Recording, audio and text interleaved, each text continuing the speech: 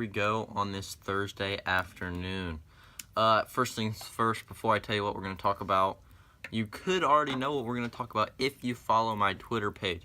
My Twitter page is @LukeTalksSports. Now, before every episode, a couple hours before every episode, or maybe an hour or so before every episode, I'm going to tweet out what we're going to talk about. Now, if you follow me on Twitter, turn on the notifications, you'll get updates when that comes out, and you'll get to know the topics as soon as I pick them. Now, if you want me to talk about something other than what we're going to talk about that I tweet, you can just let me know, send me a tweet, DM me, say, hey, I don't want you to talk about so-and-so, I want you to talk about this. And I'll be like, all right, we'll talk about that if a lot of people want that, or if I just feel like, yeah, that's a good topic, better than what I had. Anyway, today's topics that I tweeted out were Thursday Night Football, Falcons vs. Saints, Gronkowski versus JuJu Smith-Schuster and their suspensions and why I think Gronk's should be longer, and why I think Baker Mayfield is the Heisman, why he's a lock for the Heisman. So first topic, Thursday Night Football, Saints at Falcons. Falcons are 7-5 on the year, Saints are 9-3. I predict the Falcons to win this game 35-31. Now, the reason why is Julio Jones, Mohamed Sanu, and Matt Ryan are going to torch the Saints secondary. I think the Falcons run game also is very good. And I think those are a few reasons why the Falcons are going to beat the Saints tonight. Now, however, on the other side of the ball, the Saints run game with Alvin Kamara and Mark Ingram is very, very good. Alvin Kamara, a rookie, has impressed a lot of people, scoring multiple touchdowns in a lot of games. Now, the quarterbacks. I would say Drew Brees is a better quarterback than Matt Ryan. However, this year, the Saints are not using Drew Brees like a throwing quarterback. They're letting Alvin Kamara take over, and if they do throw the ball, it's either to Michael Thomas or a little check down route to Alvin Kamara. But if they hand the ball off, most likely it's going to Mark Ingram. Some of the time, it will go to Alvin Kamara. But I don't think the Falcons will have any trouble stopping Alvin Kamara or Mark Ingram. Speaking of Mark Ingram, he has been listed as questionable for tonight's game with a toe injury. If that stands up, I think this just makes the Falcons' case for winning this game even easier, as the Saints will only have one running back, and everybody will know who the ball is going to, and it is going to Alvin Kamara. With a win tonight, the Falcons will move to 8-5, inching just a little bit closer to the top spot in their division, and putting them one game back behind the 9-4 Saints.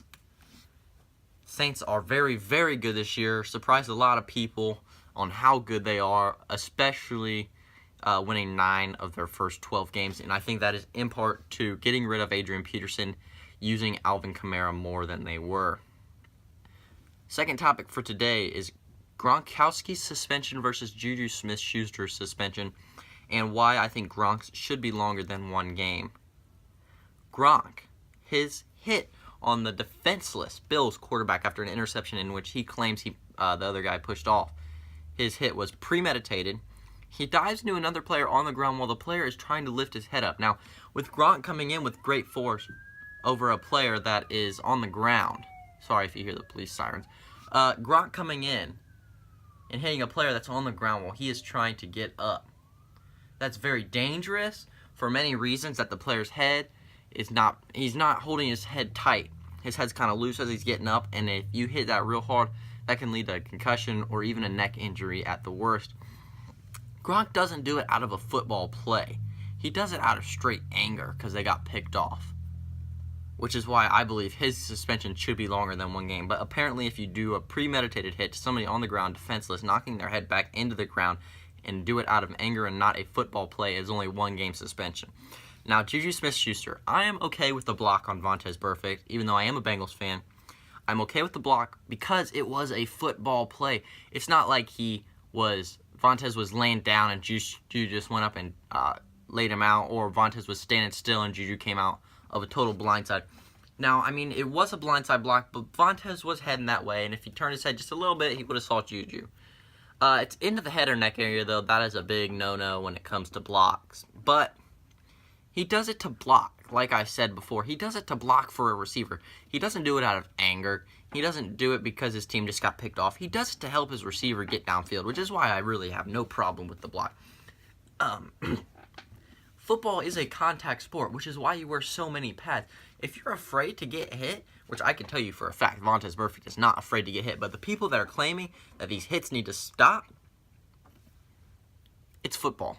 These hits happen. They're going to happen. They've been happening for years, and nobody said anything about them. But now everybody's saying that these hits should be stopped, that these are bad. Now, granted, they do lead to injuries later on in life, but if you think about it, they're football plays. If it's a football play like JuJu made, no problem with it. If it's a play like Gronk made, I have every problem in the world with it because that's just straight anger, which puts the guy very much in danger that's on the ground. I believe Gronk should get more than one game, but I'll tell you why he's not.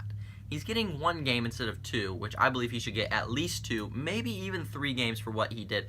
They're only giving him one for the reason that in 2 games, the Patriots play the Steelers. Now, the Patriots this week play Monday night against the Dolphins. Now, they're not going to need Gronk to drill the Patriots, or drill the Dolphins into the ground, I don't believe. They'll win that game without any problems without Gronk. But if you're playing the Pittsburgh Steelers, you're going to lose without Gronk. Even with Gronk, I do believe the Pittsburgh Steelers are going to win, but it makes it a closer game if Gronk's there. It makes it a more enjoyable game if Gronk's there. More people are going to want to watch if Gronk's playing the Steelers. If it's Tom Brady and Brandon Cooks versus the Steelers, or Tom Brady, Brandon Cooks, and Deion Lewis versus the Steelers with Big Ben, Big Ben, Antonio Brown, and Le'Veon Bell, you're going to want to watch the game with Gronk in it, not the one without Gronk, unless you're a Steelers or Patriots fan. Which is why I believe the NFL only gave him one game, because they feel like they cannot take him out of that Pittsburgh game, because that is a big game that's competing for first place in the AFC, and the winner of that game will most likely get a 1 seed, as they will put the other team to 3 losses, and they will have the head-to-head against them. The last topic that I said we will talk about is Baker Mayfield and his Heisman. Why I think he is a lock for the Heisman. He's up against Bryce Love and Lamar Jackson. I want to start off with this. How many times have you heard Lamar Jackson's name this year? Really think about that. Besides the fight against Kentucky, how many times have you heard of Lamar Jackson's name? I bet you're probably thinking once or twice. And I'm thinking the same thing. I never saw any Louisville highlights with Lamar Jackson being excellent. I've never seen any Louisville highlights of Lamar Jackson throwing good passes, running the ball well. However, he did have 42 combined touchdowns running and passing, 25 and 17. But you never saw him. Nobody cared about him. Why? His team he was playing for wasn't very good. Louisville was not a good football team this year like they were last year, which is why nobody's heard of Lamar Jackson this year, and why I don't believe he has any shot. He's got less than a 5% chance to win the Heisman. And really, when you're thinking about who to vote for, think, how many times have you heard Lamar Jackson's name? Next player, Bryce Love, falls almost into the same category as Lamar Jackson. You probably heard Bryce Love's name 5 to 10 times for the reason that he's averaging 8.2 yards per carry with over 1,000 rushing yards and 17 touchdowns, I believe. That's pretty impressive. Now, he's not getting the love he should deserve because he plays in the Pac-12. And what's the Pac-12 do? They have the Pac-12 After Dark. If you live on the East Coast, those games start at 9:30, 10 o'clock, and they go till 1 in the morning. Who's going to want to stay up? Now, the average Joe isn't going to stay up for that Pac-12 game. Me, on the other hand, I love football. I'm staying up for those Pac-12 games, and I did for most of the Pac-12 games. I did watch Bryce Love play, and he is a very impressive player. But the same thing that's going to happen to Lamar Jackson, as nobody's heard of him, is going to happen to Bryce Love because nobody's seen him play. People have heard of him. Nobody's seen him play. Baker Mayfield, on the other hand, think about this. How many times have you heard Baker Mayfield's name?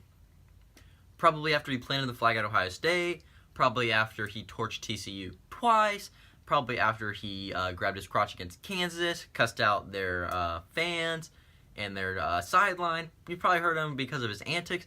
However, I don't believe that those off-field issues will prevent him from winning a Heisman. Listen to his stat line. 4,340 passing yards this season, 41 touchdowns, and 5 interceptions. Craziest thing, he completes more than 70% of his passes. Think about this for a second. Sam Darnold was one of the favorites to win the Heisman this year out of USC. Through through less than half his games this year, he had 8 interceptions. The Heisman favorite had 8 interceptions. That went down the drain real fast. Baker Mayfield only has 5 this whole year, including the Big 12 game. 5 interceptions. I believe he's going to take that, and he's going to win a Heisman with that. And I believe he's also going to come out, and he's going to scorch Georgia and Clemson. I believe they win the national title this year. I don't know if that's what I picked earlier, but I strongly believe Baker Mayfield wins the national title this year. He wins the Heisman this year, and you're going to hear a lot about Baker Mayfield and the Oklahoma Sooners. But yes, that wraps up today's episode on why I think the Falcons are going to beat the Saints, why Gronk should have 2 games at the very least, and JuJu should only have 1, if not 1, just a fine. I'm okay with it. JuJu, yes, it's a fine. He didn't win his appeal, though. And why I believe Baker Mayfield is a lock for the Heisman. Now, like I mentioned earlier, there's going to be a Twitter page that I made that I will tweet out my topics. Now, as I post a video, I'm going to tweet out the video when it goes live. And then if you turn on my notifications for Twitter, you'll get the notification as soon as it goes on. You can click the link in Twitter, go to the video, and it'll start right up for you. But that wraps up this week's videos. 2 videos this week, 2 videos next week, and 2 videos every single week, Tuesday and Thursday. Leave me comments down below. Email me. I put that link in the email in my last video if you want to check that out. Hit me up on Twitter. Any way you can talk to me, communicate with me. Tell me what topics you want to hear, because I want to hear what you want to hear. I don't want to be talking about stuff you don't want to hear, because then you won't want to watch. So what you want to hear, let me know, and I will talk about it. Next Tuesday, I'm not going to guarantee anything. Next Tuesday's topics probably is going to be the Cleveland Cavaliers and how they have turned around a 5-7 start to an 18-7 start, 13 games in a row, and why I believe they are going to be, or why the Celtics are going to be no match for the Cavs this year. But like I said, that wraps up today's episode. I will see you again on Tuesday. Have a good one.